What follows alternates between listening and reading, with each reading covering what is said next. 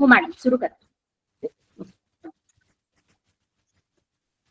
आज हम मंत्र शास्त्र पे बात करने वाले हैं, जो हमारे लिए औषधि के साथ साथ औषधि के जितना ही कभी कभी तो औषधि से ज्यादा काम करते हैं। मंत्र मतलब मननात् त्रायते इति मंत्र, जो हमारे मन पे बारीकी से काम करते हैं, हमारे भटकने वाले मन को अपनी जगह पे लाते हैं, अपनी जगह पे स्थिर रखते हैं, उसे हम मंत्र कहते हैं। हमारा मन बहुत चंचल है, बहुत बार मन की दुविधा स्थिति रहती है। ऐसे में मन को अपनी जगह पे लाकर एक जगह पे स्थिर रखने का काम हमारे मंत्र करते हैं। हमारा भारतीय प्राचीन आरोग्य शास्त्र है आयुर्वेद। इसी आयुर्वेद शास्त्र के अनुसार किसी भी व्याधि में औषधि के साथ साथ मंत्रोपचार भी उतने ही काम करते हैं। उनका महत्व भी औषधि के जितना ही है, या कभी कभी तो औषधियों से भी ज्यादा वो असरदार रहते हैं। योग वशिष्ठ ने मंत्रोपचार के बारे में उनके योग वशिष्ठ के ग्रंथों में मंत्रोपचार के बारे में मुनि वशिष्ठ ने बहुत ही मंत्रों के लिए प्राथमिकता रखते हुए विवेचन किया हुआ है। आयुर्वेद एक ही ऐसा शास्त्र है जो मनुष्य के स्वास्थ्य का विचार करता है, स्वास्थ्य के लिए काम करता है, मनुष्य को स्वास्थ्य के लिए मार्गदर्शन करता है। हमारा आहार, आचार, विचार, इन पे हमें मार्गदर्शन करता है। रोग उत्पन्न ही न हो इसलिए वो हमें योग्य पथ पर चलने के लिए उद्युक्त करता है। बाकी शास्त्रों में सिर्फ रोगों के बारे में ही बताया है, जहाँ की आयुर्वेद में हमारे स्वास्थ्य के बारे में जानकारी दी है। स्वास्थ्य के बारे में ज्यादा वर्णन है और हमारा आरोग्य स्थिति रखने के लिए आयुर्वेद हमें बहुत ही आग्रह पूर्वक बहुत सारी इंफॉर्मेशन देता है। मंत्र हमारे मन पे कार्य करते हैं, ये हमने तो ऊपर वाले श्लोक में देखा। लेकिन ये मन पे कार्य करने वाले मंत्र शरीर में होने वाली बीमारियों पे कैसे काम करते हैं, कभी कभी तो ये हमें समझ में ही नहीं आता। हमारा शरीर पंचकोशात्मक है। पंचकोश मतलब अन्नमय कोश, प्राणमय कोश, मनोमय कोश, विज्ञानमय कोश और आनंदमय कोश। अन्नमय कोश वो है जो हमें दिखता है, हमारा स्थूल शरीर जो हमारे अन्न से बनता है, वो सबसे पहला है। दूसरा होता है प्राणमय कोश। प्राणमय कोश में बहुत सारी ऊर्जा नाड़ियां होती है, वहां जिसमें प्राण का वहन होता है, उसी को हम ऊर्जा कहते हैं, उसी को ऊर्जा बॉडी भी कहते हैं। और तीसरा कोश जो है वो मनोमय कोश है। मनोमय कोश ये हमारे मन की भावना, मन के विचार, इनसे प्रभावित रहता है। जो भी मन में डिस्टर्बेंस आते हैं, मन की नकारात्मकता रहती है, वो हमारे प्राणमय कोश पे उसका परिणाम हम देखते हैं। क्योंकि जब भी मनोमय कोश में कोई भी डिस्टर्बेंस पैदा होता है, तो वो हमारे प्राणमय कोश के ऊर्जा वाहिनियों में बहुत सारे हर्डल्स क्रिएट करता है, जिसकी वजह से हमारा शरीर, हमारे अन्नमय कोश में हमें उसके रेप्लिकेशंस दिखते हैं। चौथा कोश है विज्ञानमय कोश, पांचवा कोश है आनंदमय कोश। ये जो अन्नमय कोश के व्यतिरिक्त चारों कोश हमारे हमारा जो भाग है, वो हमें आंखों से दिखाई नहीं देते। उन्हें हम सूक्ष्म शरीर कहते हैं, उन्हें ही हम आजकल ऑरा कहते हैं।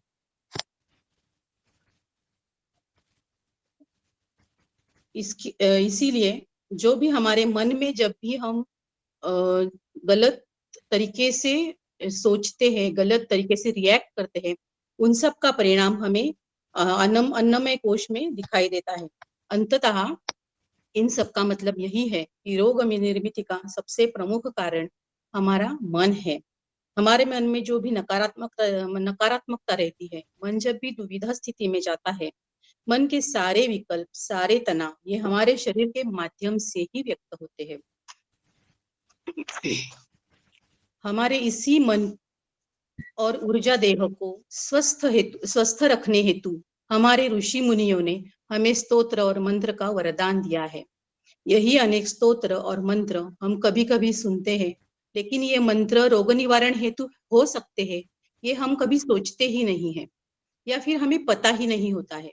आजकल की जो यंग जनरेशन है उनको इसमें बहुत इंटरेस्ट है, लेकिन उनको उन यंग जनरेशन तक ये बहुत ही सही तरीके से अगर पहुंचेंगे तो वो इसका जरूर उपयोग करेंगे, वो जरूर उसको फॉलो करेंगे। मंत्र शास्त्र पे उनको भी विश्वास जरूर होगा। ये मंत्र शास्त्र क्या है? ये ध्वनि से निर्मित कंपन का शास्त्र है। हमारे पूरे ब्रह्मांड की उत्पत्ति ही इसी नादमय कंपन से हुई है, जिसको हम साउंड एनर्जी कहते हैं। और मंत्र साउंड एनर्जी ही होते हैं। सृष्टि के हर एक घटक में घटक में इसी कंपन या ऐसे ही कंपन रहते हैं। इसी कंपन शक्तियों से ही सृष्टि का हर एक घटक निर्माण हुआ होता है। हमारा शरीर भी रस, रक्त, अस्थि, जल इसी से ही तो बना है। और इनमें ये कंपन, ये वाइब्रेशंस के परिणाम हम देख सकते हैं, हम अनुभव कर सकते हैं। हर एक शरीर की अपनी अपनी कंपन क्षमता रहती है। हर एक व्यक्ति की कंपन क्षमता अलग अलग रहती है। इसी प्रकार से मंत्र से उत्पन्न होने वाले वाइब्रेशंस भी जब औषधि की तरह हम यूज करते हैं, तो वो हर एक व्यक्ति के लिए अलग अलग परिणाम दिखाते हैं। अलग अलग मंत्र अलग अलग व्यक्ति के लिए, अलग अलग सिम्टम के लिए हमें यूज करने की जरूरत रहती है। प्रत्येक विशिष्ट मंत्र एक विशिष्ट तरीके से काम करता है। उसकी उच्चारण पद्धति, उसकी समय, उच्चारण का समय, उच्चारण की पद्धति, उच्चारण की जगह, ये भी यहाँ पे मायने रखता है हमें। और जब भी हम ये मंत्र का पठन करते हैं या फिर जाप करते हैं, तो सबसे महत्वपूर्ण बात इसमें ये है कि हमें ये बहुत ही तन्मयता के साथ, पूर्ण श्रद्धा भाव से करने की जरूरत होती है।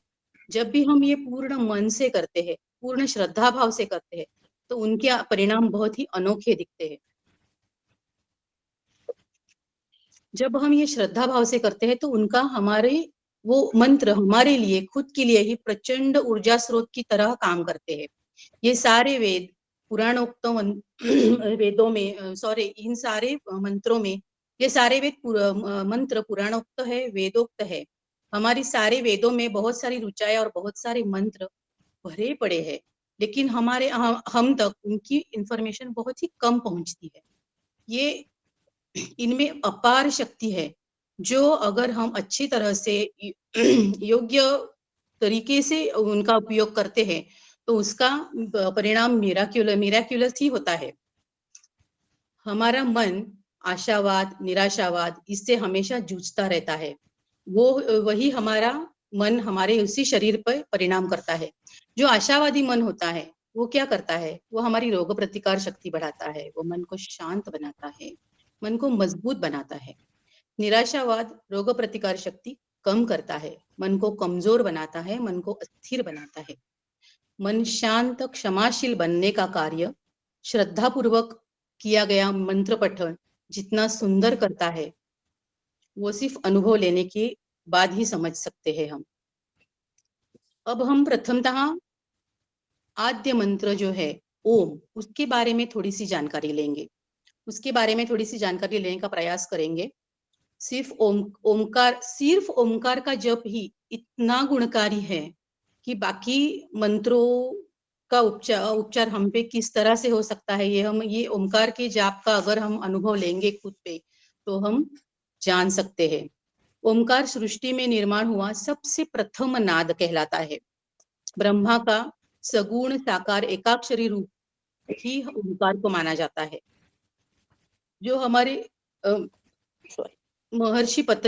महर्षि पतंजलि ने उनके ग्रंथों में यो ओमकार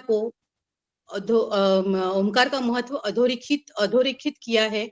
वो ओमकार को ईश्वर का रूप ही मानते हैं। उनके पतंजलि कहते हैं तस्य वाचकः प्रणव, मतलब ओमकार ही बहुत बड़ा ईश्वर का रूप माना है योग महर्षि पतंजलि जी ने।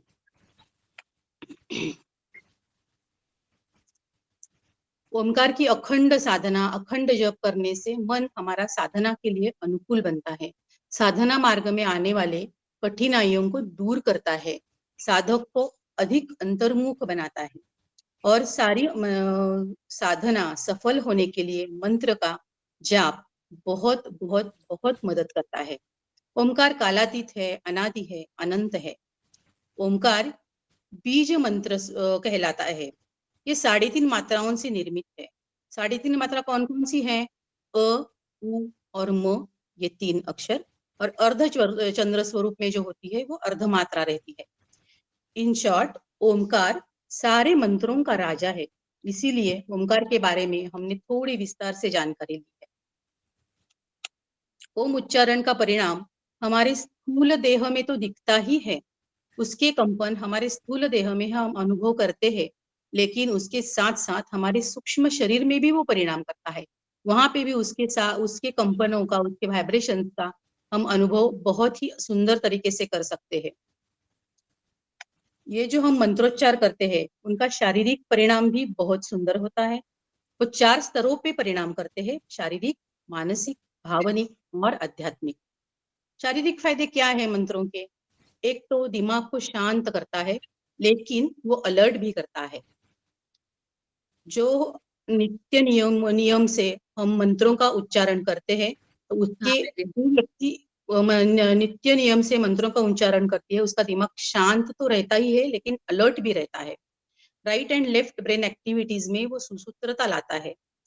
हमारी श्वासोच्छ्वास की कैपेसिटी इंप्रूव होती है, ब्रीदिंग कैपेसिटी इससे इंप्रूव होती है। रक्तदाब अगर बढ़ा हुआ होता है तो वो कम करता है। रक्तदाब नॉर्मल रखने में वो हमें बहुत ही फायदेमंद दिखाई देता है। मानसिक फायदे क्या है इसके? मानसिक फायदे: कंसंट्रेशन बढ़ाता है, हमारे मन से जो भी नकारात्मक विचार है उनको बाहर निकालने में मदद करता है, या फिर उनको नियंत्रण रखने का हमें टेक्निक सिखाता है। सकारात्मकता बढ़ती है मन की, मन को शांति मिलती है। It's reduces anxiety, fear and emotional overwhelming. भावना तिरेक को नियंत्रण में कैसे रखना है, ये हमें मंत्र जाप सिखाते हैं। इसके भावनिक फायदे क्या है? ये हमारी अति भावनाशीलता को भी नियंत्रण करते हैं, सारी मानसिक दुविधा को नियंत्रित करते हैं।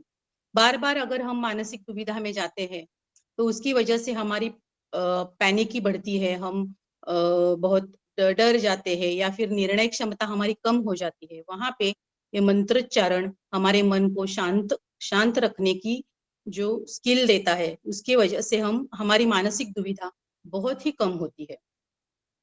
भावना को जो प्रकटीकरण होता है वो बहुत नियंत्रित स्वरूप से हम कर सकते हैं, हमारे नियंत्रण में रहता है भावनाओं का प्रकटीकरण, जब भी हम मंत्र जाप नियमित स्वरूप तरीके से करते हैं। सारी त्रासदायक नकारात्मक भावनाओं को मन से निकालने में मंत्र जाप हमारी मदद करते हैं, हमारे मन की सकारात्मकता बढ़ाते हैं। इसका मतलब है मानसिक लेवल पे वो स्थिरता देते हैं, भावनिक लेवल पे वो शांतता देते हैं, और शारीरिक क्षमता बढ़ाने में मंत्रोच्चारण हमारा अनन्य साधारण महत्व दिखाता है। ये सिर्फ अनुभव की बात है, ये सिर्फ बताने से कुछ होने मतलब सिर्फ बताने से कुछ नहीं, सब किसी को शायद समझेगा। जब भी हम अनुभव करेंगे तो हमें समझ में आएगा कि नियमित मंत्रोच्चारण के क्या फायदे हैं, और वो किस तरीके से हमारे मन पे, शरीर पे और हमारी भावनाओं पे काम करते हैं।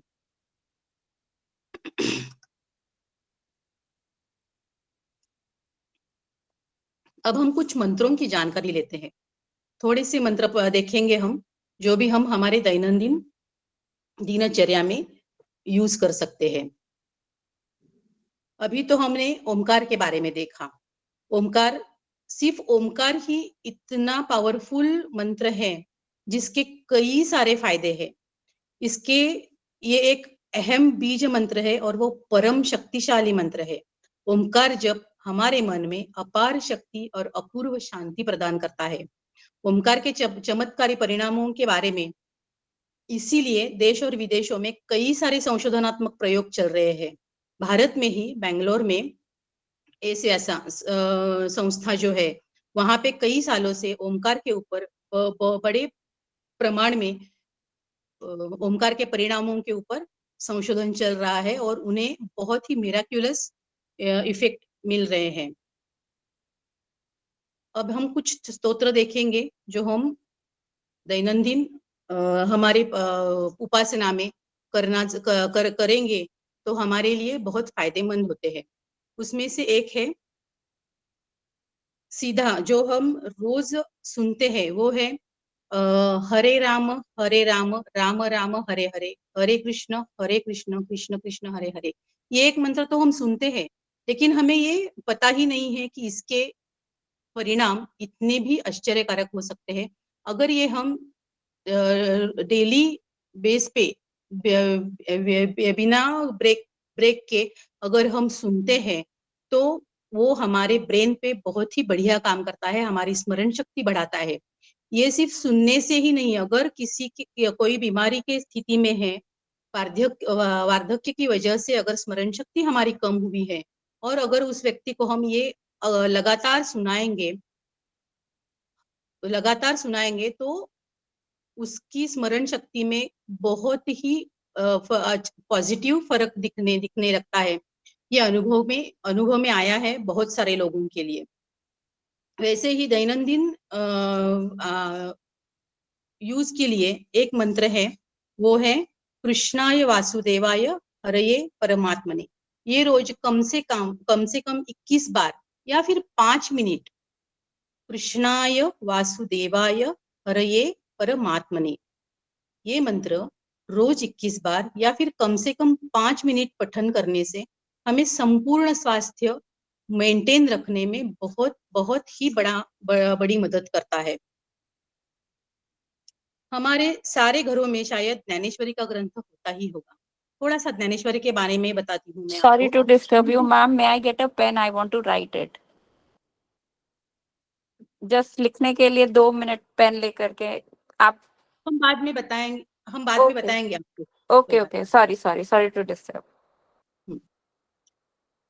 अभी हम ज्ञानेश्वरी ग्रंथ के बारे में बोल रहे थे। ज्ञानेश्वरी ग्रंथ तो हमारे सबके घरों में रहेगा, लेकिन हम आजकल कोई उसको पढ़ने के कष्ट बहुत ही कम लगता है जो लोग उसको पढ़ने का कष्ट करते हैं। हमने तो शायद वो हाथ में भी नहीं लिए होंगे, लेकिन वो भी इतना गुणकारी है। हमें इसके लिए इसकी वजह से इतना गुणकारी है, ये हमें किसी को भी पता नहीं होगा। ज्ञानेश्वरी मंत्र का संपूर्ण ग्रंथ का अखंड पारायण करने से महिलाओं को जो अति रक्तस्राव होता है उसमें संपूर्णतः आराम मिलता है। इसी ग्रंथ का 10वें अध्याय की पहली 5 ओवियां जो है, वो अगर दिन में 8 या 10 बार स्पष्ट उच्चारण के साथ उच्च स्वर में अगर हम निरंतर करेंगे तो घुटनों के दर्द में, पीठ के दर्द में बहुत ही आराम मिलता है। जिनको चलने फिरने में मुश्किल होती है, उनको भी चलने फिरने में बहुत मदद मिलती है। हमें याद ये रखना है, मंत्रों के साथ हमें किसी भी प्रकार की दवाई पे कोई भी ये करना नहीं है, बंद करना नहीं है। हमारी दवाइयां वैसे ही चालू रखने वाले हैं हम, लेकिन मंत्रों का उच्चार उसमें हम साथ साथ करने वाले हैं, जो बहुत ही आश्चर्यकारक परिणाम दिखाते हैं।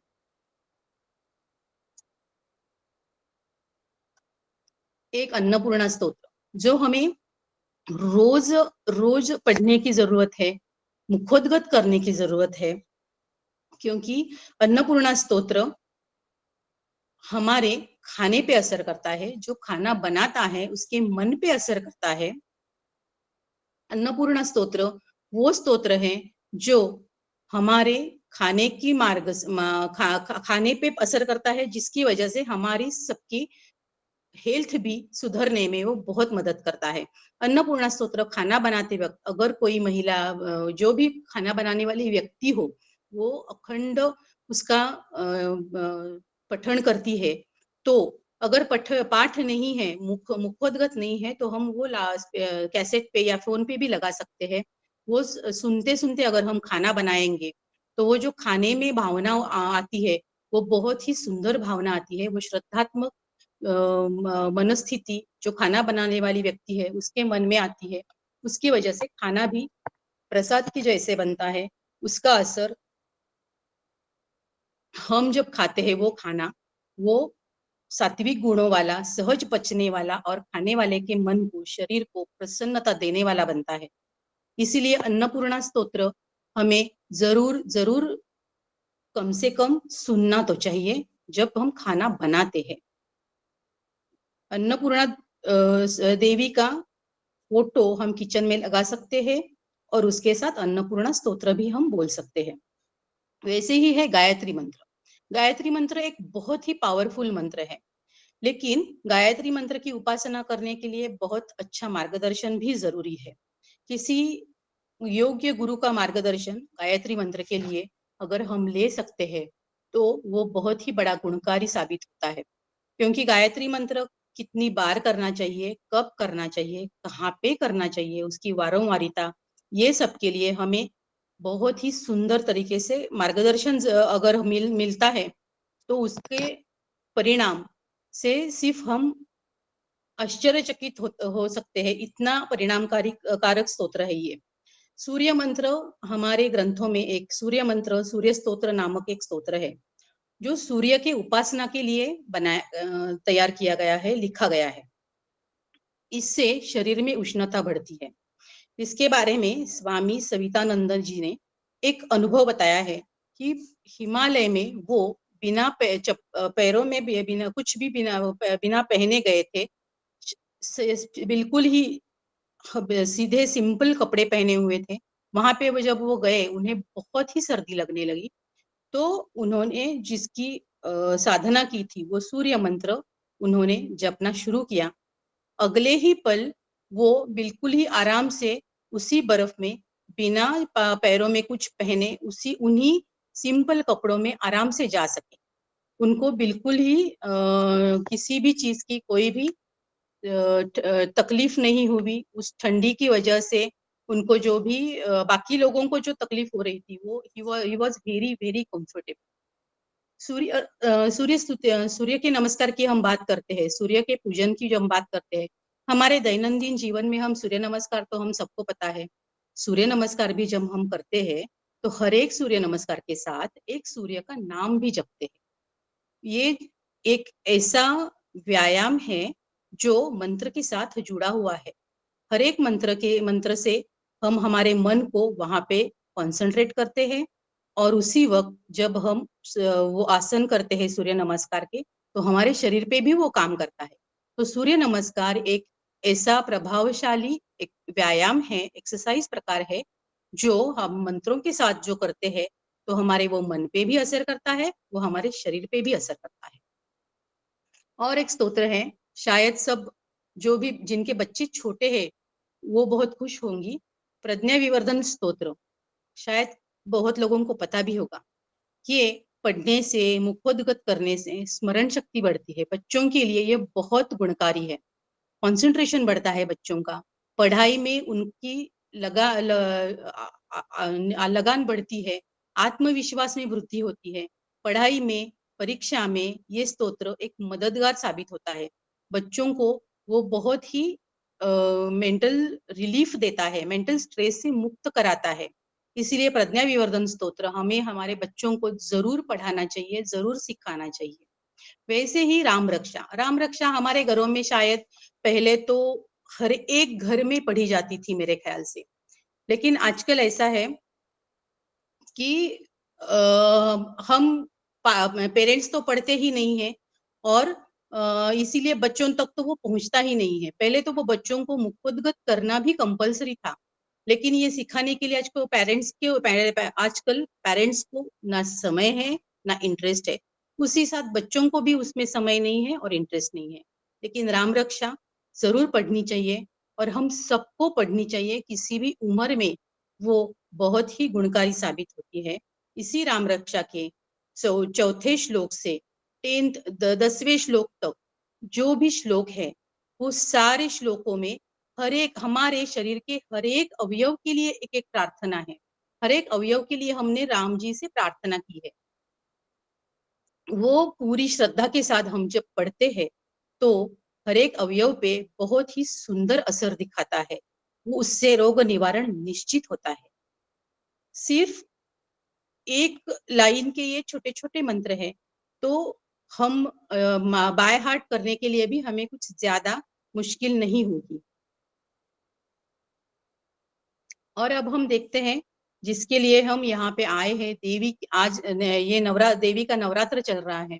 शायद सारे घरों में देवी की पूजा तो होती होगी, लेकिन इसके लिए देवी की प्रार्थना हेतु, देवी की उपासना हेतु जो भी मंत्र लिखे हैं वो भी कई ज्यादा परिणामकारक है। उनमें भी हमारे हर एक शरीर के अवयव के लिए, हमारे बालों से हमारे पैरों के नाखून तक, हर एक अवयव के लिए एक एक देवी का नाम जो उस पर परिणामकारी है वो लेके हम उसका एक एक मंत्र बोलेंगे तो वो मंत्र उसी अवयव पे काम करने में बहुत ही सफलतापूर्वक हमें मदद करता है। दुर्गा सप्तशती ये हमारा बहुत ही पुराना ग्रंथ है, जो जिसमें ये सारे मंत्र हैं, जिसमें बहुत सारी शक्ति स्वरूप मंत्र दिए हैं जो हमें जरूर रोज पढ़ने चाहिए, या फिर कम से कम नवरात्रि के विशेष अवसर पे तो हमें पढ़ने ही चाहिए। ये आज का नवरात्रि का विशेष अवसर जो हमें डॉक्टर गौरी मैडम ने दिया है, ये अवसर हम गवाना नहीं चाहते। इस पे ये मंत्र हमें जरूर जानना है और हमें ये प्रण लेना है कि कम से कम इस नवरात्रि के 9 दिन हम ये सूत्र जरूर पढ़े।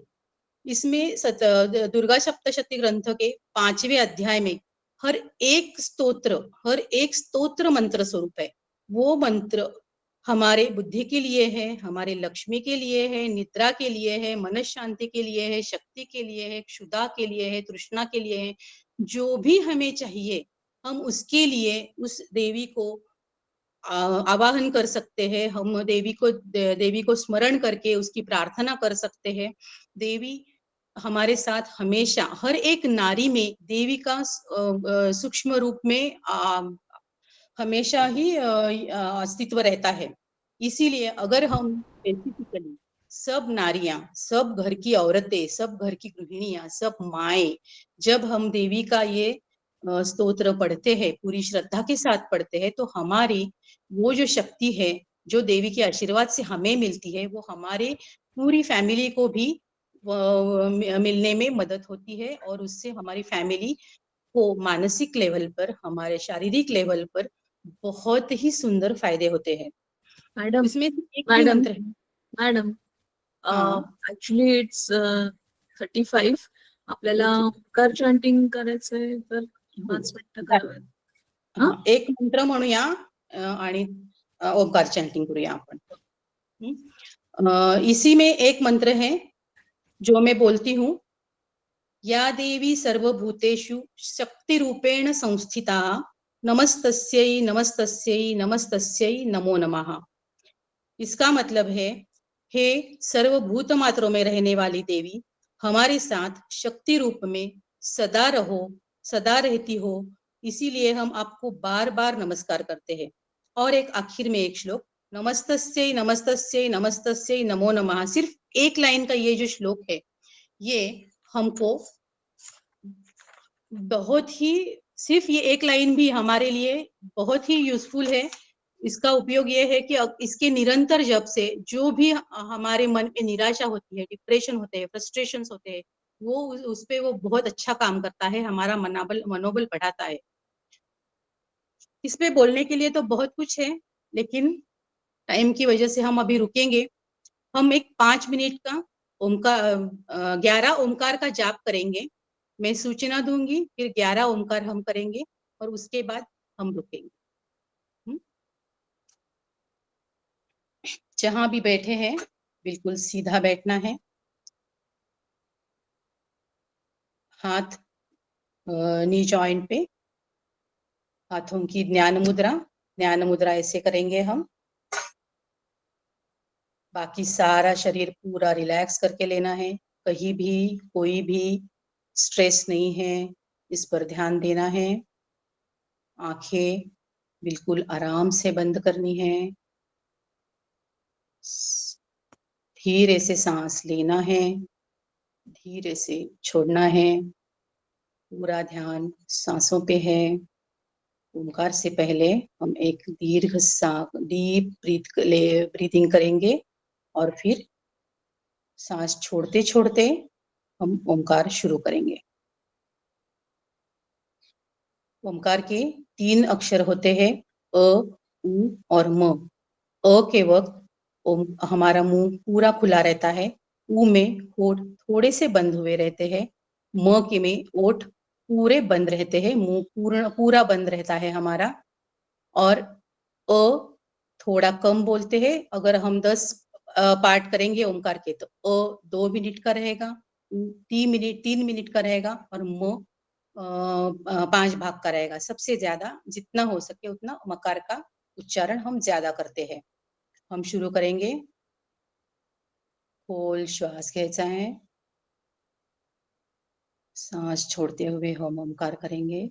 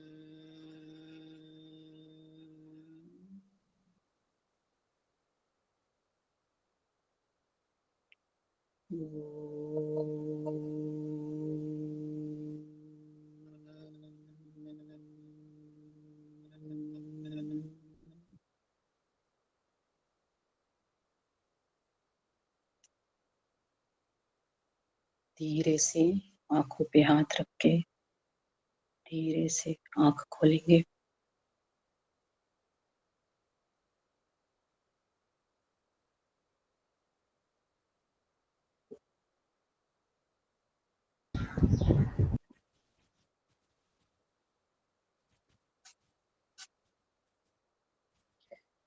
मंत्रांचा अनुभव, शांतता, मानसिक शांतता अनुभव करतोय आपण. आता क्वेश्चन आन्सर तुमचे काही असतील प्रश्न तर तुम्ही विचारू शकता. हो, रिकॉर्डिंग्स आपको मिलेंगी आज की. ग्रुप ज्वाइन किया रहेगा तो उसमें लिंक भेजी जाएगी. मॅडम एक प्रश्न होता, प्रकृतीनुसार मंत्र बदलतात का? प्रकृतीनुसार असं स्पेसिफिक चेंजेस आहेत का? प्रकृतीनुसार पेक्षाही प्रत्येकाचं मानसिकता, प्रत्येकाची गरज, प्रत्येकाची शारीरिक स्थिती हे सगळं बघून त्याप्रमाणे मंत्र प्रकृतीप्रमाणे म्हणजे वात प्रकृतीला एक, पित्त प्रकृतीसाठी एक असं स्पेसिफिक नाही. प्रत्येक व्यक्तीला व्यवस्थित विचारून त्याच्याशी बोलून त्याप्रमाणेच ते मंत्र आपल्याला तसं ठरवता येतात. मंत्र बोलना चाहिए या सुनना चाहिए? अगर हो सके तो मंत्र जितना बोलेंगे उतना असरदार रहेंगे, लेकिन अगर बोल नहीं पाते हैं या फिर बोलना कभी कभी ऐसा होता है कि हम काम कर रहे होते हैं और उदाहरण लेंगे तो हम अन्नपूर्णा स्तोत्र का अगर हम बाय हार्ट नहीं है और हमने रिकॉर्डिंग लगाई है तो फिर भी वो उतना ही असरदार रहता है. आणखीन एक प्रश्न होता, ओंकार चॅन्टिंग स्लोली करायचं की लाऊडली करायचं? मनातल्या मनात की मोठ्यांदा असं म्हणायचंय हा, का? मोठ्यांदा उच्चारण करायचंय मोठ्यांदा की हळूहळू उच्चारण करायचं? ओंकार चॅन्टिंग शक्यतो मोठ्यांदा, कारण मकाराचे जे व्हायब्रेशन्स असतात हे आपण जेव्हा प्रत्यक्ष म्हणतो तेव्हा जास्त अनुभवायला येतात. मनातल्या मनात करण्याने त्याचेही फायदे मिळतात, पण जास्त फायदेशीर हे मोठ्यांदा जेव्हा आपण म्हणू तेव्हा असतं. स्पष्ट उच्चारण आणि उच्च स्वरात जेव्हा करतो तेव्हा जास्त असतं. मंत्र हम पीरियड्स के वक्त बोल सकते हैं क्या? बोल सकते हैं कि कोई मंत्र है जैसे ओंकार, हमें बोलना है तो थोड़ा उसके बारे में, मतलब अगर हम बहुत ज्यादा दिन भर में ओंकार नहीं कर सकते, एक ही बार बैठो और 11 ओंकार करो तो वो ठीक है, उसमें कोई ज्यादा तकलीफ. ऐसा कोई स्पेसिफिक मंत्र गायत्री मंत्र जैसे जो उष्णता प्रदान करने वाले जो मंत्र है वो छोड़ के बाकी सब मंत्र चिकित्सा या फिर मंत्र पठन हम पीरियड्स में भी कर सकते हैं. अच्छा. और एक क्वेश्चन है, डज लिसनिंग टू मंत्र during deep sleep on a speaker on low volume help subconsciously? Very very very very very helpful. वो हमारे सबकॉन्शियस में हेल्प करता है और अगर हम सुन सकते हैं तो सुनने में फायदा ही होगा, हमें उसका जरूर फायदा होगा. एक क्वेश्चन आलाय मॅडम, थायरॉइड साठी कोणता मंत्र आहे का? असं I think specific Omkar chanting will work better in thyroid along with pranayam. Omkar chanting हर व्यक्ति के लिए बहुत ही फायदेमंद है. सब इसीलिए हमने ज्यादा ओमकार के बारे में बात की है, क्योंकि ये बहुत ही सिंपल मंत्र है जो कोई भी कर सकता है. उसके लिए स्पेशल ट्रेनिंग की भी जरूरत नहीं है, कभी भी कर सकता है. उसके लिए कोई टाइम लिमिट नहीं है, उसके लिए कोई स्पेसिफिक सिचुएशन का भी ये इम्पोर्टेंस नहीं रहता है.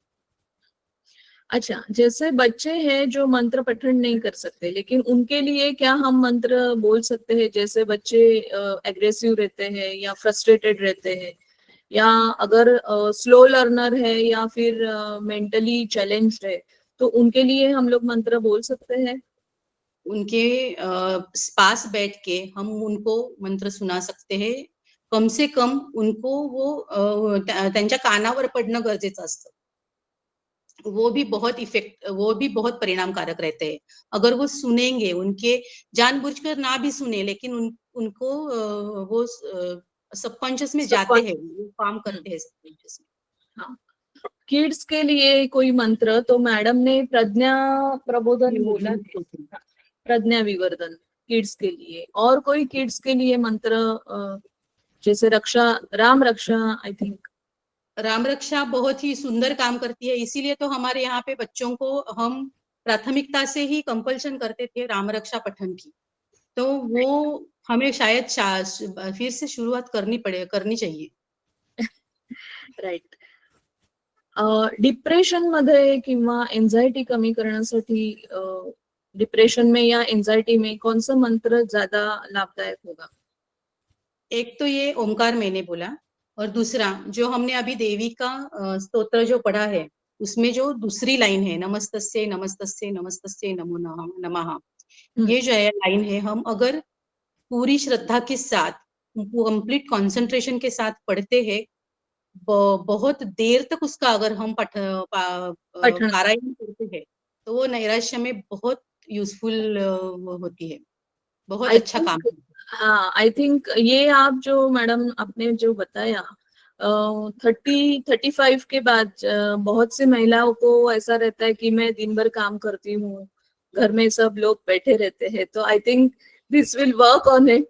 नमस्ते नमस्ते नमस्ते नमो नमः, तो निगेटिविटी जो है वो चली जाएगी और हम खुद भी रिफ्रेश हो पाएंगे। बिल्कुल बिल्कुल, Right. इसीलिए और वो देवी के जो सारे मंत्र है, उसमें हमारे लिए विशेष करके मैं सब नारियों के लिए जो है वो श्रद्धा मतलब तृष्णा के लिए है, क्षुधा के लिए है, निद्रा के लिए है, या देवी सर्वभूतेषु निद्रा रूपेण संस्थिताः नमस्तस्यै नमस्तस्यै नमस्तस्यै नमो नमः, जिनको जो चाहिए वो उसमें से वो मंत्र उठाए और उसका पारायण करे। आजकल बहुत लोगों को नींद नहीं आती है, उसके लिए जो मैंने अभी बताया, वो अगर हम वही बेड पे, हाँ बेड पे सोने के बाद ये मंत्र जपना इसका मन में ही अगर वो ये करे, मंत्र जपे, तो उसका अपने आप कब नींद आ जाती है हमें पता भी नहीं चलता है। मैं एक बार श्लोक वापस बताती हूँ, या देवी सर्वभूतेषु निद्रा रूपेण संस्थिताः नमस्तस्यै नमस्तस्यै नमस्तस्यै नमो नमः। किती वेळा म्हटलं पाहिजे मॅडम, काही स्पेसिफिक? कमीत कमी 21 वेळा म्हणावा, पण लेकिन अगर हम बेड पे सोने के बाद अगर हम ये बोलते हैं, तो जब तक नींद आ जाए तब तक हम बोल सकते हैं। बोल सकते हैं, तो मन में ही बोलना है या उच्चारण भी करना है? मन में ही बोलेंगे तो भी वो उतना ही सुंदर परिणाम करता है। ओके।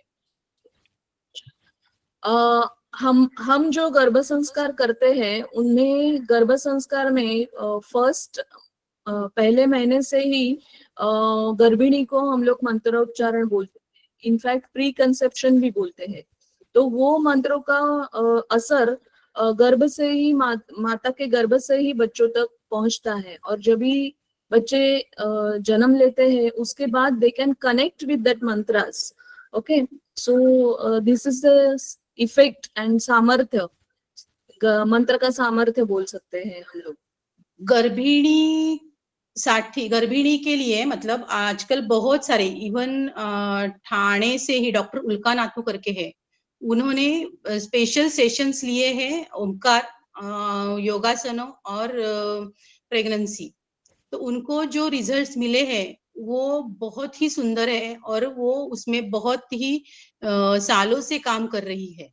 इसीलिए स्पेसिफिकली प्रेगनेंसी में ओमकार पठण और उसके साथ हल्के विथ अंडर गाइडेंस सर्टेन योगासन, ये सब लोग आजकल कंपल्सरी गाइड ये करते हैं, एडवाइस करते हैं, और वो बहुत ही अच्छे से जो माताएं ओमकार ओमकार मंत्र जाप निरंतर करती है उनके प्रेगनेंसी में, उनके बच्चे आप हम आराम से पहचान सकते हैं, वो बहुत ही शांत, प्रज्ञावान और अलग ही होते हैं। बरोबर मॅडम, गणपती स्तोत्राबद्दल काय सांगू शकाल? अथर्व शीर्ष साष्टांग नमन ते छोटं आहे, साष्टांग नमन आहे माझे, ते वेगळं, आणि अथर्व शीर्ष तर मोठं आहेच. अथर्व शीर्ष तो असं म्हणतात की अथर्व शीर्ष आपण जेव्हा म्हणतो, अथर्व शीर्ष हे गणपतीचं वाङ्मय स्वरूप आहे। अथर्व शीर्ष आपण जेव्हा हम जब बोलते हैं तो बहुत लोगों को जो भी पूरी एकाग्रता से बोल पाते हैं, उनको गणपति बाप्पा हमारे सामने हैं, अमूर्त स्वरूप में हमारे सामने है, हमारे साथ है, वो फील करते हैं वो। ओके, अच्छा, और एक क्वेश्चन है, बालों की समस्या के लिए मंत्र है क्या? देवी कवच में मैंने जो बोला, दुर्गा सप्तशती जो ग्रंथ है, उसमें देवी कवच करके जो ये भाग है, उसमें हर एक अवयव के लिए हर एक श्लोक है।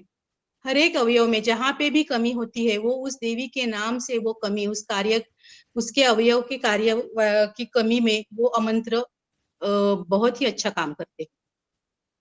आई थिंक ये मंत्र सब लोग बोलना स्टार्ट कर देंगे, सभी को प्रॉब्लेम है अभी हेअर फॉल का. अच्छा, आणखीन काही क्वेश्चन्स? मुलांचा बुद्ध्यांक वाढावा किंवा कॉन्सन्ट्रेशन वाढावा यासाठी कोणता मंत्र आहे? प्रज्ञाविवर्धन स्तोत्र प्रज्ञा खूप सुंदर काम करतं, खूप सुंदर काम करतं. ओके. ते अवश्य पाठ करावं. मुलं करत नसतील तर पालकांनी आधी करावं आणि मग मुलांच्या कानावर घातलं की आपोआप मुलं करायला लागतात.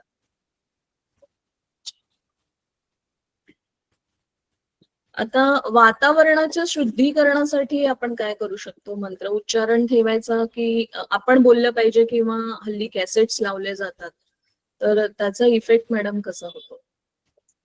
कॅसेट्स लावल्याचा फायदा हा असतो की ते अखंड चालू राहतं. त्याच्यामुळे त्याचा परिणाम सतत घरामध्ये किंवा वातावरणामध्ये होतच राहतो. आपण प्रत्यक्ष जेव्हा बोलतो तेव्हा प्रत्येक, जसं मी म्हटलं तसं, की प्रत्येक व्यक्तीमध्ये देव हा सूक्ष्म रूपाने असतोच. देवाची ईश्वरीय शक्ती ही सूक्ष्म रूपाने असतेच. त्यामुळे जेव्हा आपण प्रत्यक्ष बोलतो, म्हणजे आता जेव्हा आपण यज्ञ वगैरे करतो, तेव्हा जे असं मंत्रघोष करतात, तेव्हाचा तो वातावरणातला परिणाम असतो. तो तर आपण अगदी अनुभवतो, अंगावर शहारे आणणारा परिणाम असतो. त्यामुळे जेव्हा आपण योग्य पद्धतीने आणि जेव्हा शक्य असेल तेव्हा आपण स्वतः जेव्हा म्हणतो, तेव्हा ते जास्त फायदेशीर असतात. पण तितकेच फायदेशीर असतात जेव्हा आपण कॅसेटवर वगैरे लावतो. त्यामुळे ते म्हणणं, ते ऐकणं, ते लावणं हे महत्वाचं आहे. ओके. अच्छा, ओल्ड एज मध्ये म्हणजे वृद्ध माणसांसाठी कॉन्स्टिपेशन जास्ती हा प्रॉब्लेम आहे, तर त्याच्यामध्ये काही मंत्र उच्चारणाने फरक पडू शकेल का? मंत्र उच्चारण हा त्यांच्यासाठी मेन म्हणजे हेच आहे की संपूर्ण स्वास्थ्य, कॉन्स्टिपेशन हे बेस आहे आपलं स्वास्थ्य बिघडण्याचा. तर आपण संपूर्ण स्वास्थ्यासाठी आपण एक श्लोक सांगितलेला आहे, जो स्पेसिफिकली वार्धक्यामध्ये या म्हणजे वृद्धांनी रोज न चुकता म्हणावा. तो म्हणजे हा आहे, अच्युताय अनंताय गोविंदाय नमो नमः. जो त्यांचं संपूर्ण स्वास्थ्य मेंटेन ठेवतो. जर त्रास होत असेल तर तो कमी करण्यामध्ये मदत करतो. ते जे औषधं घेत असतील त्यांचा परिणाम वाढवण्यामध्ये सुद्धा ते तेवढंच छान परिणाम करतं. ओके. पोस्ट योगा काही मंत्र बोलू शकतो? म्हणजे योगा केल्यानंतर? योगासनानंतर एकतर श्वसन आपण करतोच आणि त्याच्यानंतर ओंकारच. ओंकार जेवढे तुम्ही जास्त कराल योगासनानंतर जेव्हा आपण सलग 11 किंवा 21 ओंकार करतो, तेव्हा जे योगासनांनी शरीरामध्ये जे काही परिणाम झालेले असतात, जिथे कुठे आवश्यक तो ताण, आवश्यक तो रिलॅक्सेशन झालेलं असतं, ते सगळं खूप सुंदर रीतीने आपल्याला अनुभवायला मिळतं. कारण ओंकाराची व्हायब्रेशन्स ही त्या परिणामांना अजून अधोरेखित करतात. ओके. आता बरेचसे क्वेश्चन झाले आहेत. Okay. What is the best time for मंत्र प्रॅक्टिसिंग? शक्यतो सकाळची वेळ. अगर हो सके तो जितना जल्दी, जितने दिन के पहले प्रहर में जितना हम कर सके उतना, अगर वो ज्यादा इफेक्टिव रहता है. अगर ना कर सको तो करना इम्पोर्टेंट है समय से ज्यादा. अगर समय है तो अर्ली मॉर्निंग, अगर नहीं है तो जब भी हो सकता है, लेकिन करना जरूरी है. अच्छा. डिमेन्शिया किंवा अल्झायमर्स मध्ये अच्युताय मंत्र? नाही, तेव्हा त्याच्यासाठी हा हरे राम राम राम हरे हरे हा खूप सुंदर काम करतो. आणि तो अगदी म्हणजे आपण रुग्णाला शक्य नसेल तर आपण रुग्णाच्या कडेला बसून त्याला जर कंटिन्युअसली ऐकवला किंवा कॅसेटमध्ये लावून जर त्याला कंटिन्युअसली ऐकवला तर आपल्यालाच त्याचे परिणाम दिसायला लागतात आणि काही दिवसांनी रुग्ण सुद्धा स्वतः ते म्हणायला लागतात. अच्छा, व्हेरी गुड.